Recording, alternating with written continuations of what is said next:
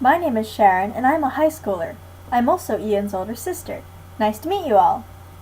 Today is Ian's birthday, so I'm going to read to the class. Today I'm reading Chapter 1 of Magic Tree House number 55, Night of the Ninth Dragon. Ian has read all of these books, and this is the latest one. Let's begin.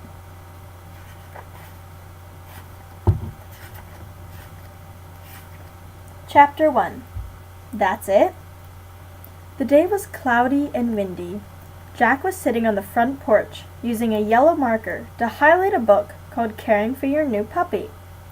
"Fetch, Okie!" Annie shouted, throwing a ball across their yard. "Yip, yip!"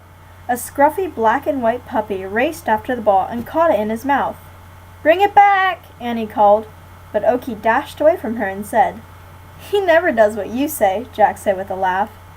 "Yes, he does," said Annie. "He fetched. He just decided not to bring it back."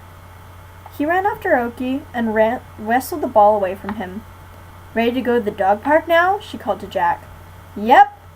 Jack highlighted a paragraph about puppy dental care. Then he closed the book and dropped it into his pack along with his yellow marker. "All set."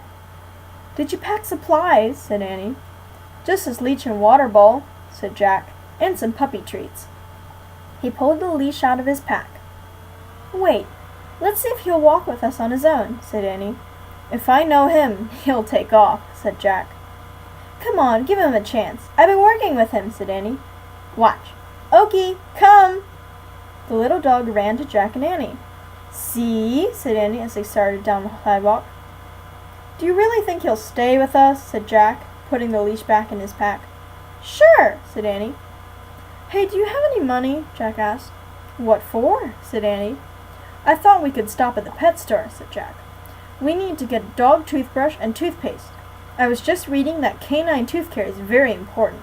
You have to—" Before Jack could finish, Okie yipped and dashed away down the sidewalk. "Okie, wait! Okie!" shouted Annie. "Stay!" But the puppy kept running. He crossed the street, bounded over the curb, and disappeared into the Frog Creek woods. "I knew it!" Jack said. "Okie!" Annie shouted. She and Jack raced into the woods after the puppy. Tree branches were waving in the wind. Dry autumn leaves shook and rustled. "Okie!" yelled Jack. "You were right," wailed Annie. "We should have put him on the leash." "Don't worry, we'll find him," said Jack. "Okie!" they called. "Okie!" "Yip, yip!" "Did you hear that?" said Jack. "Yes!" Annie and Jack took off running between the trees. They followed the yipping sounds until they found the puppy at the base of a giant oak tree. The magic tree house was nestled high in the treetop. The rope ladder was swaying from side to side. "Good boy, Okie," Annie said. She picked up the puppy and giggled as he licked her face. "How did you know it was back?" "Teddy!" Jack called, looking up at the tree house. "Teddy?" There was no answer, and no one looked down from the window. "Let's climb up," said Annie. "There must be a message inside." "Yip, yip!" "Yes, you're coming with us," Annie said to Okie. "Here, get in Jack's bag."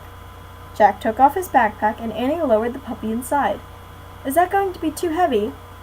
"Nah, he doesn't weigh too much," said Jack, pulling on the backpack. "Let's go, buddy." Jack carried Okie up the rope ladder, and Annie followed. When they had all climbed into the treehouse, Jack took off his pack and set it on the floor. Okie scampered out and began sniffing every corner. "I don't see anything in here," said Annie, looking around. "Me neither," said Jack. "There's no message from Merlin, no book from Morgan. There's nothing here to tell us what to do." "Yip, yip, yip!" Okie was looking out the window, barking at the woods. Jack looked up and saw a scrap of paper floating on the wind. "Hey, is that our note?" he said. "It must have blown out the window," said Annie. "I'll get it." She hurried back down the rope ladder. Okie kept barking as Annie chased after the paper and finally snatched it from the ground. Annie read the note to herself and smiled.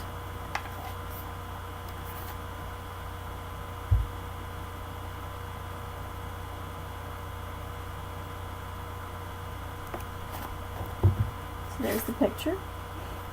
"What does it say?" Jack called. "Good news," said Annie. What is it?" said Jack. "See for yourself," said Annie. She scrambled back up the ladder and handed Jack the scrap of paper. "A favorite place to visit." Jack looked at the old-fashioned handwriting. "Dear Jack and Annie, please come to Camelot." "That's it?" said Jack. "It's good news, right?" said Annie. "Yeah, but it doesn't look like Merlin or Morgan's handwriting. Or Teddy's. I don't understand. Who wrote this? And why?" said Jack. "It doesn't matter," said Annie. "It's an invitation to Camelot. I love visiting Camelot, don't you?" "Of course," said Jack. They had visited the kingdom many times. He loved its orchards and the great hall, and Morgan's magnificent library. Most of all, he loved their friends in Camelot. "But something's weird." "Don't worry, Jack, let's just go," said Annie. "Get ready, Okie." She pointed at the word Camelot on the note. "I wish we could go there!" "Yip, yip!" Jack grabbed Okie and held him tightly. The wind blew harder. The treehouse started to spin. It spun faster and faster. Then everything was still. Absolutely still. That's the end of chapter 1.